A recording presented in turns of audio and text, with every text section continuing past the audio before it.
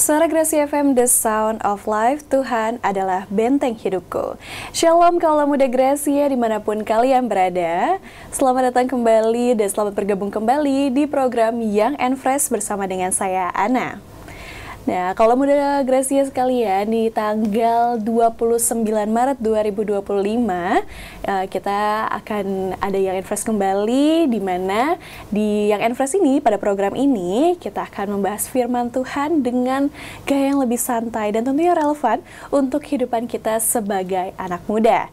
Nah, mungkin kalian lagi liburan, mungkin sedang perjalanan mudik dan lain sebagainya, atau juga ada yang memilih stay at home aja nih. Nah, apapun aktivitas kalian, kaulah muda Gracia, kita sama-sama mau mendengarkan firman Tuhan yang akan semakin menguatkan kita di tentunya sebagai anak muda di tengah dunia ini. Dan tentunya aku udah nggak sendirian, sudah bersama dengan Kak Devlin. Halo Kak Devlin. Apa kabarnya nih Kak? Baik. Wah, puji Tuhan. Nah, Kak Devlin, hari ini di Young and Fresh kita akan bahas tentang apa nih Kak? Kita akan bahas tentang dua tokoh yang cukup ikonik. Oke. Di tengah-tengah kita mau Paskah, dua tokoh ini cukup ikonik, cukup terkenal lah ya. Banyak pasti kalau udah menjelang Paskah tuh dua tokoh ini yang akan banyak muncul. Banyak dibahas gitu ya. Petrus dan Yudas. Tentang Petrus dan Yudas. Ini murid Tuhan Yesus nih, teman-teman semuanya. Kita akan bahas lebih lanjut, tapi sebelum itu mari kita mulai dulu dalam doa. Silakan Kak. Kita berdoa. Tuhan, terima kasih buat hari ini.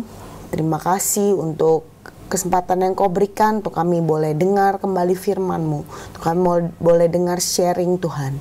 Biar apa yang disampaikan bukan lagi dari hikmat manusia, bukan lagi berasal dari pikiran manusia, tapi biar Engkau sendiri Tuhan yang berbicara, biar Engkau sendiri yang menyampaikan apa yang menjadi pesan-Mu Tuhan di siang hari ini. Terima kasih, kami serahkan waktu ke depan dalam tangan-Mu, beracarlah Engkau Tuhan, berkati setiap alat yang kami gunakan, biar semuanya baik, semuanya lancar Tuhan, benar-benar dipakai untuk kemuliaan nama-Mu. Terima kasih, diserahkan semua dalam tangan-Mu, Engkau yang persiapkan telinga kami, hati kami Tuhan, untuk kami siap menerima yang ilahi. Terima kasih Tuhan, dalam nama Tuhan Yesus.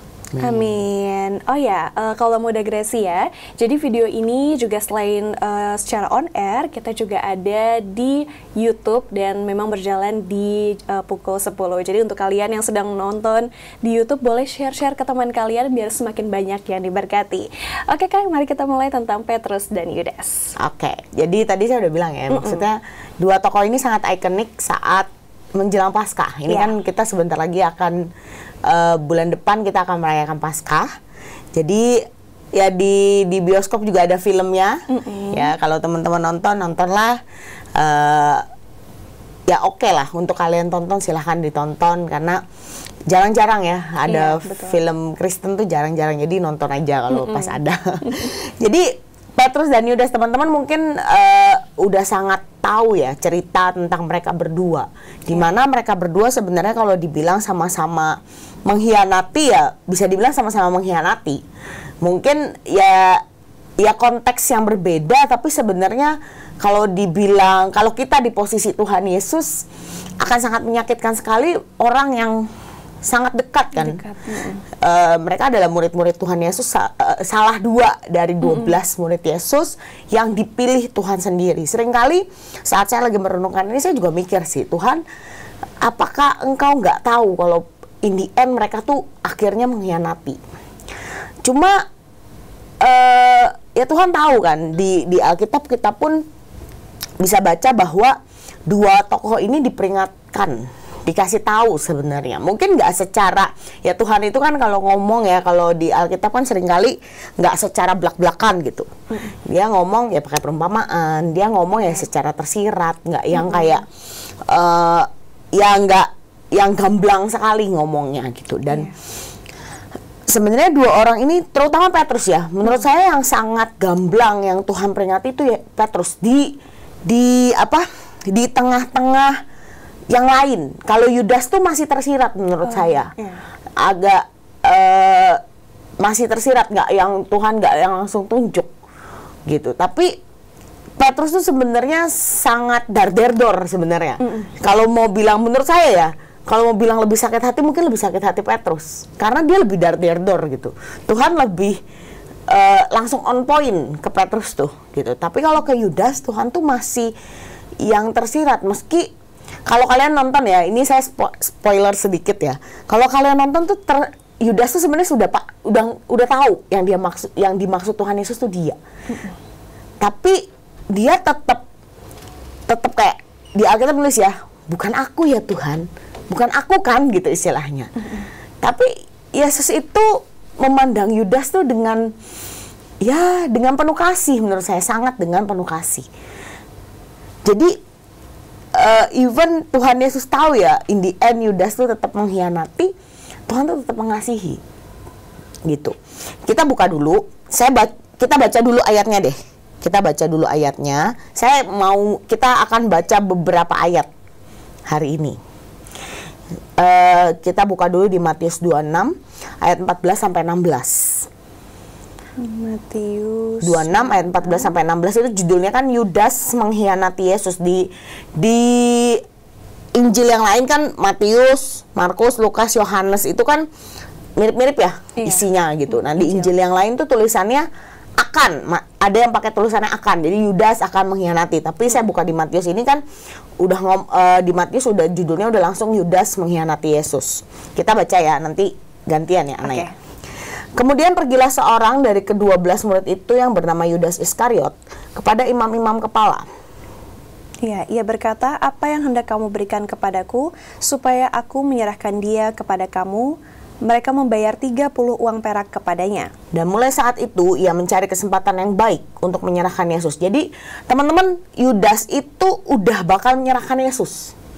Sebelum perjamuan, Yudas tuh udah punya niat.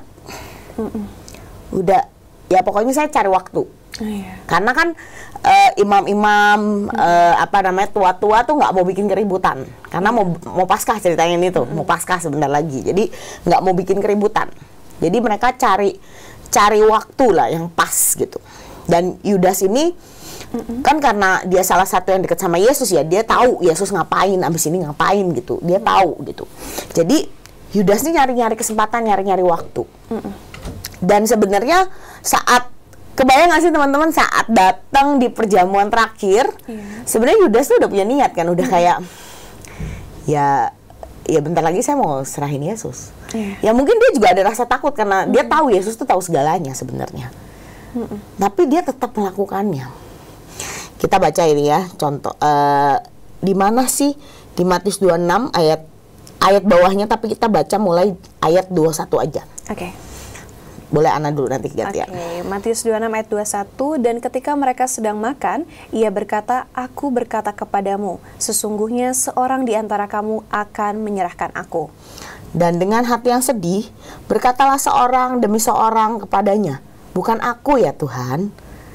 Ia menjawab, dia yang bersama-sama dengan aku mencelupkan tangannya ke dalam pinggan ini, dialah yang akan menyerahkan aku. Anak manusia memang akan pergi sesuai dengan yang ada tertulis tentang dia. Akan tetapi celakalah orang yang olehnya anak manusia itu diserahkan. Adalah lebih baik bagi orang itu sekiranya ia tidak dilahirkan. Yudas yang hendak menyerahkan dia itu menjawab, katanya, bukan aku ya Rabi. Kata Yesus kepadanya, engkau telah mengatakannya. Nah, teman-teman, hari itu Yudas masih nyangkal. Masih ngomong, bukan saya kan Tuhan. Dia mungkin make sure kali ya. Yesus ini tahu nggak sih gitu. Tapi Yesus ngomong secara tersirat ya, dia nggak yang langsung iya kamu gitu, enggak. Tapi Yesus bilang engkau telah mengatakannya. Ya mungkin yang dimaksud Yesus di sini adalah ya kamu kan udah ngomong sama orang itu. Ya kan di ayat sebelumnya kan dia udah ngadep gitu. Dan teman-teman, hari itu secara tersirat tuh sebenarnya Tuhan Yesus tuh kasih peringatan kan. Bisa mundur nggak? Bisa. Ya kan, bisa kan, bisa mundur. Oh, Yesusnya tahu ternyata. Tapi dia tetap nggak mundur tuh. Dia tetap melakukan. Ya, banyak orang bilang bahwa memang itu sudah sudah istilahnya sudah seharusnya. Karena memang kan itu untuk menggenapi firman Tuhan. Tapi saya percaya even bukan Yudas, mungkin akan ada orang lain. Jadi ya kalau hari itu Yudas bertobat misalnya, Ya mungkin ada orang lain tapi bukan Yudas gitu. Iya. Tapi hari itu ceritanya adalah Yudas. Dan dia diperingatkan Yesus. Terus yang kedua, Petrus itu juga diperingatkan. Petrus itu juga ditegur. Nah, ini di ayat selanjutnya, masih di Matius 26, di bawahnya ayat 30 sampai 35. Ditulisnya Petrus akan menyangkal Yesus. Jadi ini baru. Yuk kita baca ya. Jadi teman-teman ini sambil dibaca karena ini cerita. Jadi saya pengen ceritanya tuh nggak yang ngambang, nggak yang ngawang. Teman-teman bisa lihat bahwa ya di Alkitab tuh ceritanya emang seperti itu. Gitu. Nah, sesudah menyanyikan nyanyian pujian, pergilah Yesus dan murid-muridnya ke Bukit Zaitun. Maka berkatalah Yesus kepada mereka, malam ini kamu semua akan tergoncang imanmu karena aku. Sebab ada tertulis, aku akan membunuh gembala dan kawanan domba itu akan tercerai-berai. Akan tetapi sesudah aku bangkit, aku akan mendahului kamu ke Galilea.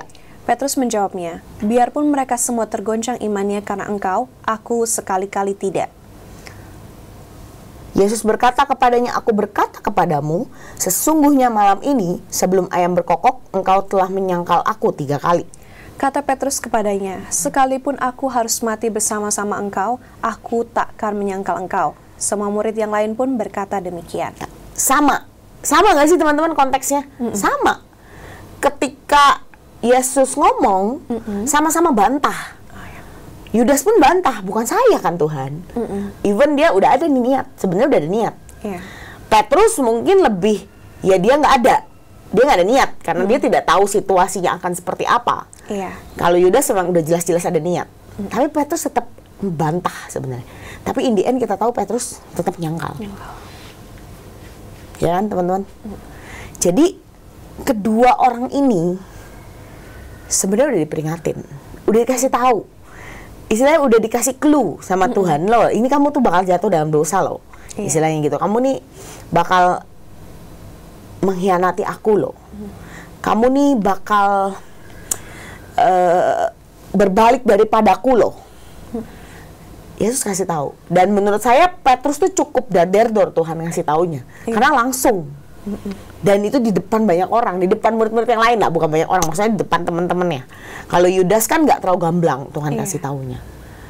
Even kalau kita baca di Yohanes 13 ya, ini sebenarnya jelas di Yohanes 13 tuh Tuhan tuh kasih clue sebenarnya. Tapi nggak pada sadar. Di Yohanes 13 ayat 21 sampai 30 kita baca dulu ya. Oke. Boleh, Ana dulu. Oke, Yohanes 13 ayat 21.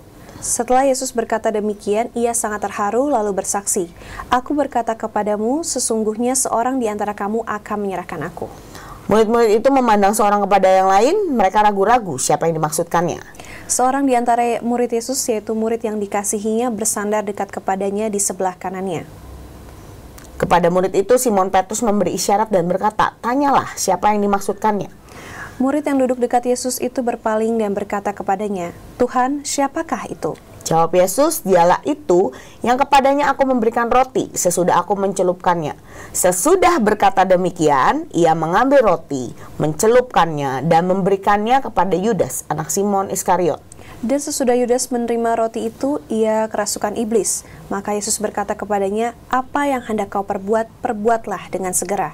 Tetapi tidak ada seorang pun di antara mereka yang duduk makan itu mengerti apa maksud Yesus mengatakan itu kepada Yudas. Karena Yudas memegang kas, ada yang menyangka bahwa Yesus menyuruh dia membeli apa-apa yang perlu untuk perayaan itu, atau memberi apa-apa kepada orang miskin. Yudas menerima roti itu lalu pergi. Pada waktu itu hari sudah malam. Nah, sebenarnya di sini di ayat 26 tuh jelas. Tuhan tuh kasih clue.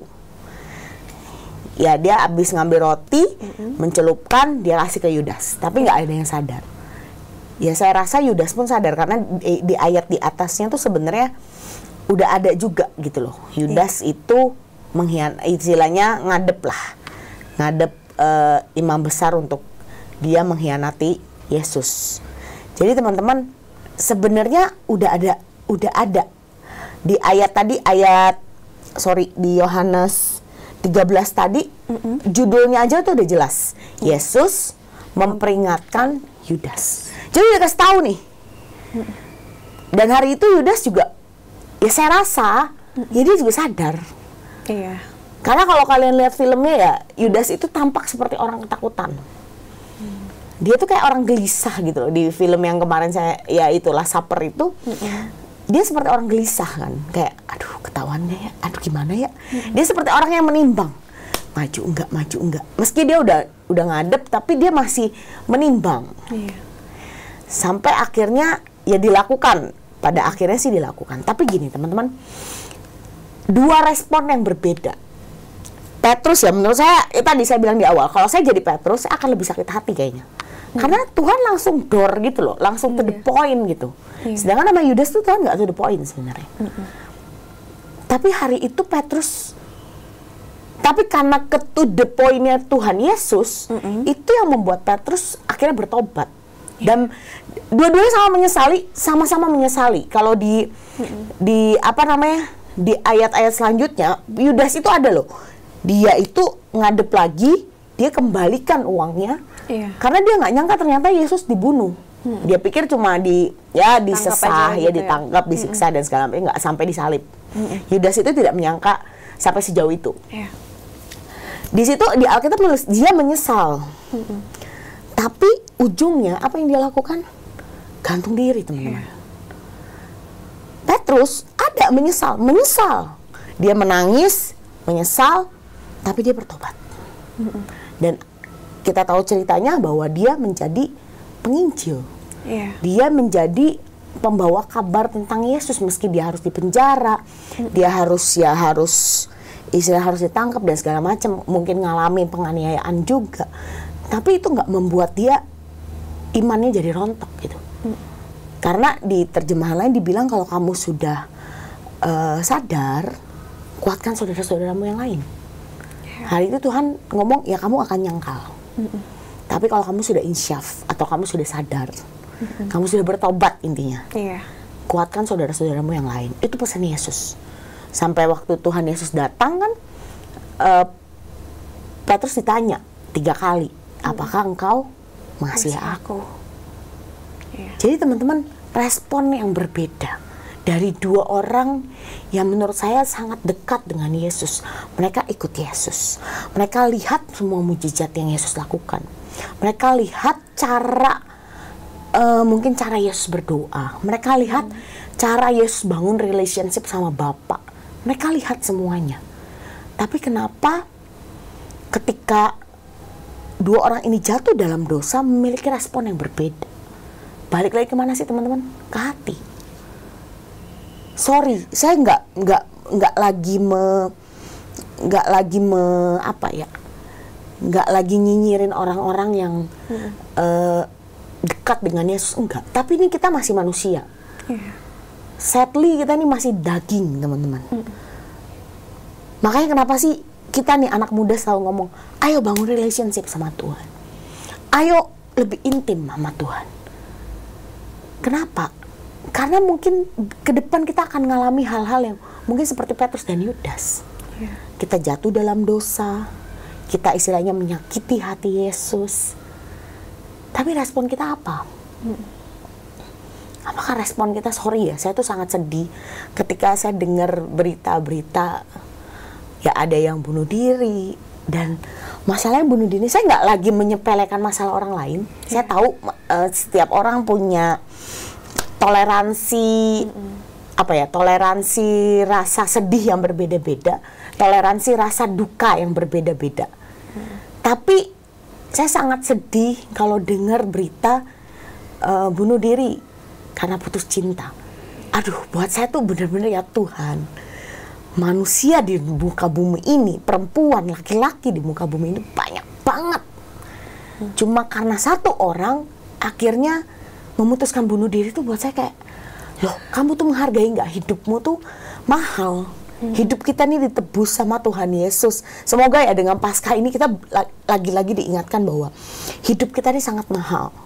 Sangat sayang sekali kita menyia-nyiakan hidup kita cuma gara-gara, putus cinta.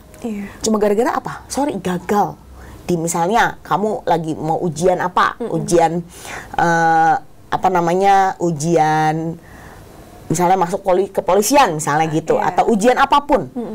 Terus kamu gagal, depresi. It's okay to be not okay. Kamu punya Kita nih manusia juga nggak bisa mendem, maksudnya kayak oh nggak apa-apa, nggak bisa. Tetap ada emosi yang harus kita rilis. Tetap kalau sedih lah, tapi tetap ada batasnya teman-teman. Saya mungkin pernah sharing kasih tahu bahwa semua tuh ada batasnya. Ya rasa sedih itu ada batasnya, rasa berduka tuh ada batasnya. It's okay, kamu take time. Take time untuk berduka, take time untuk sedih, take time untuk patah hati. It's okay. But kita harus ingat bahwa ya kita harus come back stronger. Kita harus kembali dengan kuat.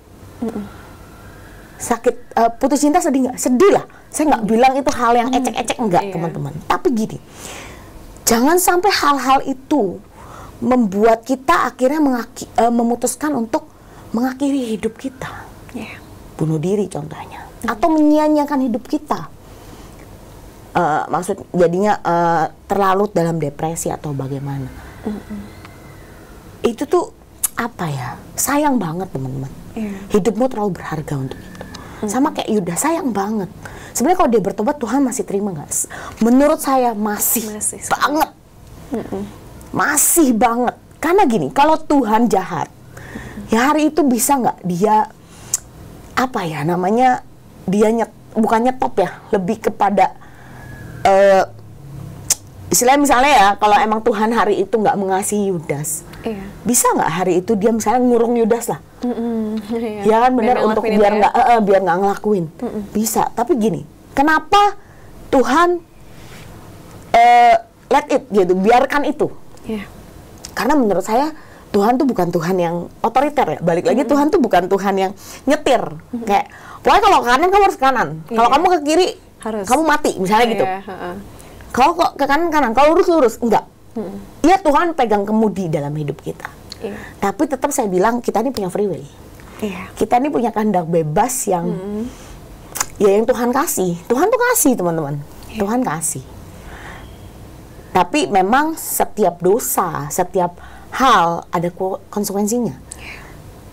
Jatuh bangun dalam dosa, ada konsekuensinya. Tapi Tuhan tetap terima kamu. Saya mau kasih tahu kabar baiknya, Tuhan tetap terima kamu. But ada konsekuensinya. Tapi percayalah, ketika engkau serahkan itu dan kamu benar-benar bertobat, konsekuensi itu harus dijalani mungkin. Tapi mungkin akan lebih ringan bersama Tuhan Yesus. Saya nggak bilang, oh jatuh bangun dalam dosa nggak apa-apa, nanti bertobat, kumat. Enggak teman-teman. Bertobatlah dengan sungguh-sungguh. Tapi saya cuma mau kasih tahu, ketika kamu merasa bahwa hidupmu sudah terlalu jauh, hidupmu sudah terlalu menjijikkan misalnya, atau hidupmu sudah terlalu kayaknya gue udah nggak pantas gitu. Kabar baiknya hari ini saya mau kasih tahu teman-teman, masih ada pintu pertobatan buat kamu. Ayo lari, ayo masuk ke situ. Jangan biarkan kamu, wis lah, udah mumpung udah jatuh, udah sekalian lah. Teman-teman ingat ya, selalu ada konsekuensi dari apa yang kita lakukan. Kamu mau jatuh bangun dalam dosa, ya tobat kumat, Tuhan terima nggak? Tuhan tetap terima, Tuhan tetap mengasihi kamu. Tapi tetap ada yang namanya sebab akibat kan. Namanya hidup selalu ada, namanya tabur tuai. Apa yang kamu tabur ya itu yang kamu tuai. Meski Tuhan mengasihi kamu, tapi Tuhan tetap adalah Tuhan yang adil. Dia tetap ada, ya itu tadi, tetap ada konsekuensi yang harus kita hadapi. Jadi teman-teman hari ini, please jangan sia-siakan hidupmu cuma karena masalah yang, saya nggak bilang sepele, sekali lagi saya nggak bilang sepele. Cuma jangan sia-siakan hidupmu cuma untuk masalah duniawi.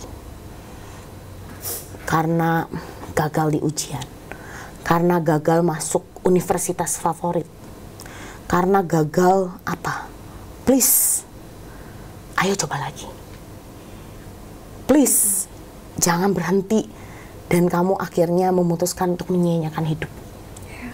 Ayo bertobat, ayo jadi seperti Petrus teman-teman, jangan kayak Yudas yang dia menyesal tapi dia nggak bertobat. Dia menyesal dan dia merasa bahwa gue ini terlalu hina untuk datang lagi sama Yesus.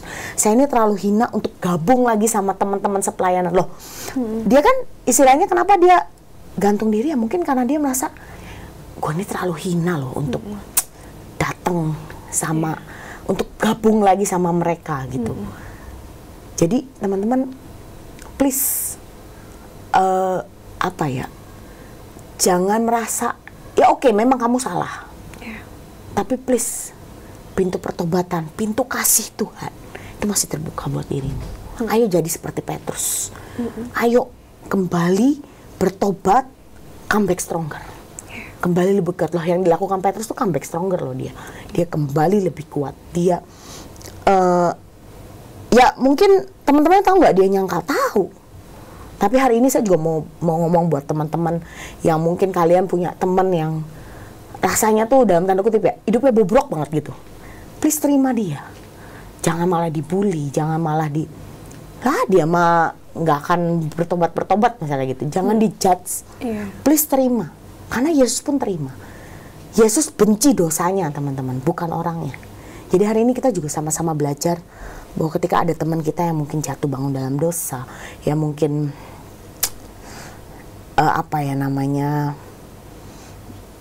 udah dikasih tahu tapi ya berbuat lagi.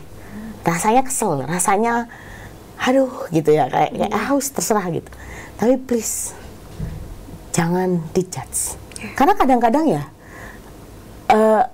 orang-orang kadang-kadang tuh lingkungan juga yang akhirnya membuat jadi aduh gue ini nggak diterima nih gitu. Aduh udahlah gue ini aja lah, udah mumpung udah jatuh udahlah ya gitu aja. Ya udah aja sekalian gitu nanggung gitu. Nah please teman-teman, kalau ada temanmu atau engkau tahu kerabatmu yang seperti itu, ya kalau memang belum bisa dikotbahin ya, kemarin Pastor James tuh cuma ngasih tahu gini, berdoa. Dia bertahun-tahun mencoba ngotbahin bapaknya yang istilahnya ya bapaknya tuh memang Kristen tapi terlalu pakai logika. Jadi nggak istilahnya nggak sepenuhnya dia nyerahin lah ke Tuhan. Tapi dia bilang dengan saya berdoa ternyata lebih manjur dalam tanda kutip. Karena apa teman-teman? Karena balik lagi tuh wewenang Tuhan gitu loh. Jadi ya bagian kita apa sih? Kalau kamu bisa kasih tahu. Tapi kalau dia sudah tidak bisa dikasih tahu, doakan aja. Percaya kuasa Tuhan tuh pasti bekerja dalam hidupnya. Entah kapan ya terserah Tuhan. Tapi saya percaya doa kita tidak akan sia-sia. Ya saya percaya mungkin teman-temannya Petrus juga mendoakan Petrus. Ya mungkin juga mendoakan Yudas. Tapi hari itu Yudas memutuskan untuk menjauhi komunitas. Dia merasa tidak layak. Udahlah, ngambil keputusan sendiri. Nah itu yang salah. So, teman-teman, saya mau kasih tahu, please jangan jadi seperti Yudas. Ayo jadi seperti Petrus. Hidup kita ini masih manusia, masih banyak kekurangan, masih darah dan daging. Kita masih jatuh bangun dalam dosa. Tapi please, jadikan Petrus sebagai istilahnya ya, dalam tanda kutip teladan untuk ya ketika kita jatuh dalam dosa, ayo bertobat sungguh-sungguh, ayo comeback stronger. Jadi please, hidupmu berharga. Hidupmu ditebus dengan darah yang sangat mahal. Yang gak ada harganya, yang gak bisa dihargain dengan apapun. Jadi jangan sia-siakan hidupmu. Kalau engkau jatuh dalam dosa, ayo Kak, balik, ayo bertobat. Dan jangan lakukan lagi. Amin. Amin. Oke, luar biasa. Terima kasih Kak Devlin.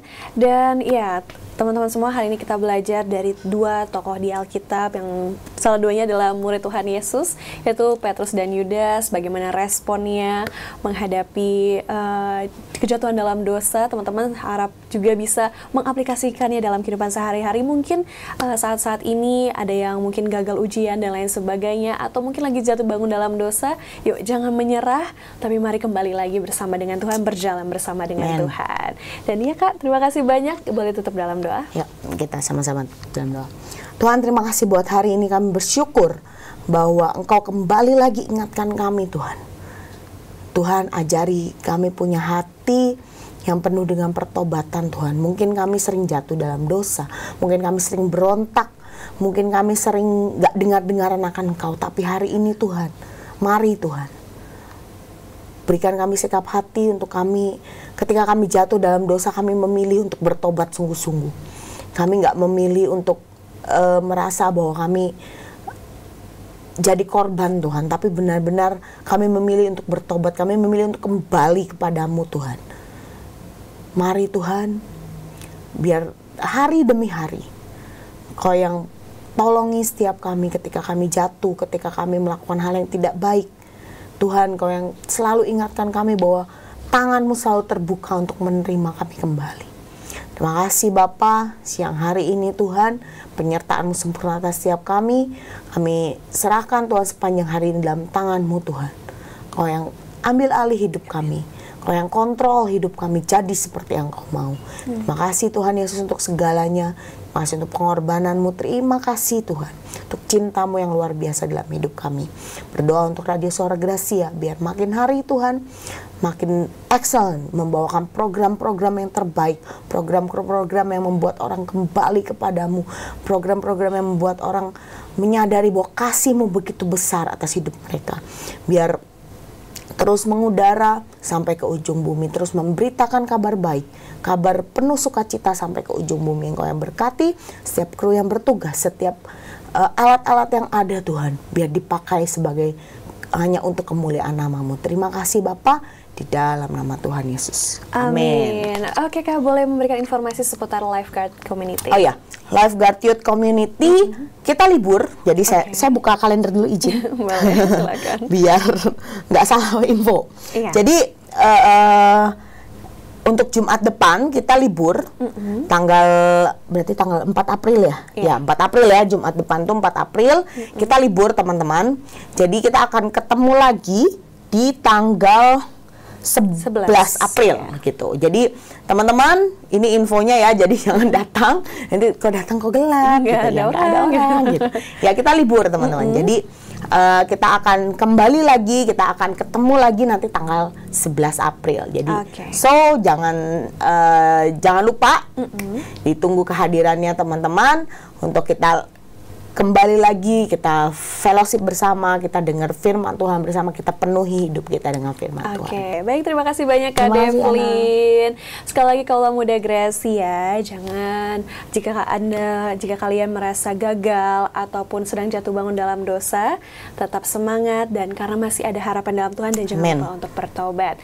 Dan ya akhirnya saya Ana yang bertugas, terima kasih atas kebersamaan kalian semua. Jangan lupa untuk subscribe untuk yang nonton di YouTube karena masih akan ada informasi dan video-video lainnya yang dapat memberkati hari kalian semua.